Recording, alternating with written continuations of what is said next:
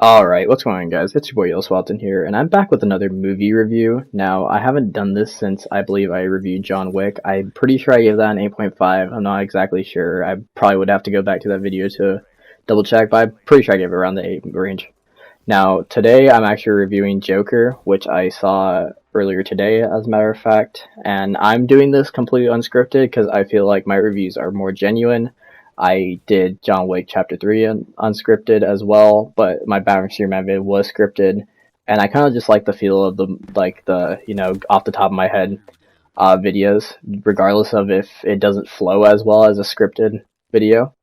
But okay, so let's just get started. What is there to say about Joker? It's a great experience, honestly. Like, it's obviously a film, and I wouldn't go as far as to say it's like a game-changing film, but I definitely go as far to say it's something that everyone should experience, because especially I recommend to the MCU fans, because this is exactly what I've been talking about with the DC movies this entire time, even though the DC movies have kind of reverted and went back to the formula that I don't like the MCU for, but I do like the movies that followed this formula just because of the characters, such as Aquaman and Shazam. Wonder Woman strayed a little bit differently, but I mean, it still kind of follows that formula.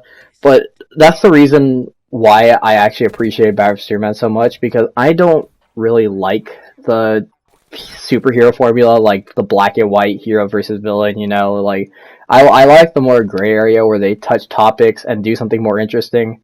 And in this scenario, we're obviously following the antagonist or villain, which I guess would be the protagonist of this film by default, even though people need to realize that this movie is getting flack because people actually think because Joker is the protagonist, that means they're justifying what Joker does in this movie. That wouldn't be the case at all, and that's just kind of, I would say, I don't know, a bold interpretation, because there's just no substance there, and it doesn't really make sense. No one really says about Venom, but I guess the difference with Venom is it tried to follow that villain formula and failed poorly, because instead of introducing, some people that are innocent, or not even necessarily innocent, but aren't necessarily the villain of the movie, Venom just completely threw that idea out of the way and gave Venom a villain, which just makes Venom seem less villainous. And I get that he's an anti-hero, but that's regardless of the point. So this, I would actually consider our very first villain-centered movie, because it actually takes the point of a villain, and it's just incredible. It's an incredible movie. It's just such an experience that I recommend everyone go see. And it's just such a shame that the incel movement and the Rotten Tomatoes reviewers just tarnish the name of this movie, because it's absolutely brilliant, and it's just such a breath of fresh air, kind of like what The Boys gave a lot of people, but it's just, this feels just completely different, and it feels mastercrafted in a sense. And I've always appreciated the straying from the ordinary hero versus villain, doing something different. That's why I really appreciated Watchmen, and Watchmen was my favorite comic book movie of all time. Now, I'm going to have to say that I think I would actually place Joker in this instead, because it's such a game changer for this, and I can't wait for movies to start following this idea and just stray out and be more original, and instead of just, the hero's tale and whatnot, and just these villains. I know I'm rambling on. I want to get into the perks of what makes Joker such a great movie, and I'll do that right now, but I just need to, emphasize how much I appreciate, people finally understanding that we want something new, we want something different, and the comic book movie genre is so watered down at this point that I'm just absolutely happy that we're getting something new. Now, okay, one of the things that stands out to me about the Joker is its cinematography. I feel like throughout the movie, it kind of the cinematography gets less and less emphasized because they have to emphasize on story more. But that opening scene, they use a super camera or something, because you see his pores, you see everything. It's absolutely beautiful, and the way the focusing plays, it's just so incredible. The cinematography, no one can argue the cinematography is bad. It's so wonderful, and I just love that cinematography. I absolutely adore it. Looks so beautiful and clean, and the colors just come together, and the focusing, and it's so nice. You see the paint like fall down his like face, and it's just all those minor details that it just looks so nice. Like obviously like it should just be like all gross, but it's like it perfectly fits the tier. It's everything like you just see the paint you like just drop in like all its glory, and it's emphasized, and I don't, it doesn't make sense why that's just so great, but it's just great. And I'm not spoiling anything here, like it's supposed to be a non-spoiler review. This is a scene in the trailer, and that's like you see it, but it in the movie it's just a complete different thing. And also, since I'm not spoiling, I should probably just bring it out of the gate that the mise en scène in this movie is just incredible. Like this is one of the few movies where I feel the setting really, because like it's an 80s movie, and when I hear 80s, I instantly just like feel how watered down the 80s were amazing type thing. But in this movie, I actually like it's not like shoved down your throat like Stranger Things to where like, oh wow, this is the 80s, appreciate it now, you know. But it's just you see all these minor details and whatnot. I'm not gonna spoil anything, but you know it's 80s, and it's so consistent throughout, but it doesn't shove in your face after the first like 3 minutes just to tell you, hey, this is 80s, and that's it. And I love that. That's so good.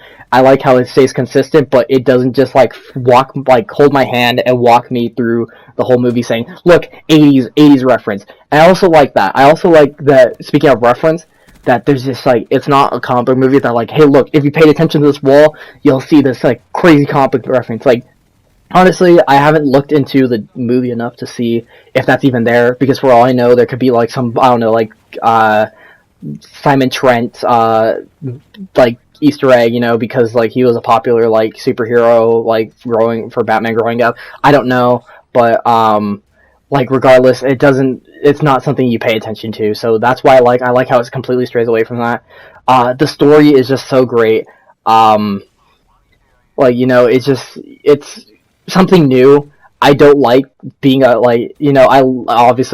enjoy comics, so that's why I'm a comic fan, I would say, but I don't like just seeing adaptations of comic book things. I like seeing something new, so it's just unpredictable, and like a different story can be told from what I hear. I know people just wanted the Killing Joke, but I didn't want the Killing Joke because I know the Killing Joke, and that's too predictable. That doesn't make it fun to watch for me, you know.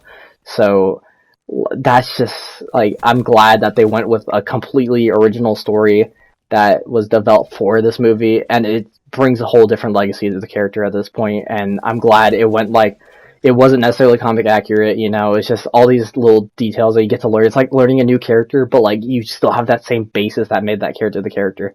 What else? I mean, story is great, cinematography is great.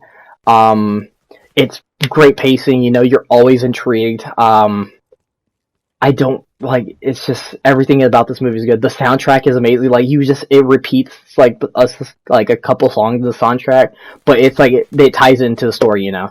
And okay, I don't want to spoil this. I don't think this is a spoiler. If you might even consider this a spoiler, then perhaps I'll just be like, okay, just skip like 20 seconds of the video. But I do appreciate that the ending is ambiguous. I think that's great storytelling. You could go a lot of different routes with the ending on how you interpret it, and I just think that's awesome. It kind of has that flair to the Killing Joke and whatnot. This is a perfect comic book movie. I don't know what else to say. Like, this is kind of what I saw in Batman vs Superman, but Batman vs Superman has flaws. This just takes it to a different level, and I just love it for it. I love it so much. Joker is my new favorite comic book movie. It might be my favorite movie of all time. I don't know. Watchmen is just, you know, I love Watchmen a lot, but it's perfect. Joaquin Phoenix is acting like everyone knows this is amazing. It's just so good, and it's just such a shame that like this, like the incel movement, like ruined this, and people like try to think that there's like propaganda in anything. It's just a great story, and it's trying to kind of just discourage us, but show like the menace of it and all, but like in just a truly beautiful art form. So I'm just right away, this is a huge moment for the Yellow Swallow channel. 10 out of 10. Perfect. 10 out of 10. Perfect movie. Well, I don't know what else to say. Go watch it right now. That's all I have to say. Please push this movie to 1 billion. People need to see this movie. It's just so refreshing. Thanks everybody for watching. This has been Yellow Swallow. Peace out.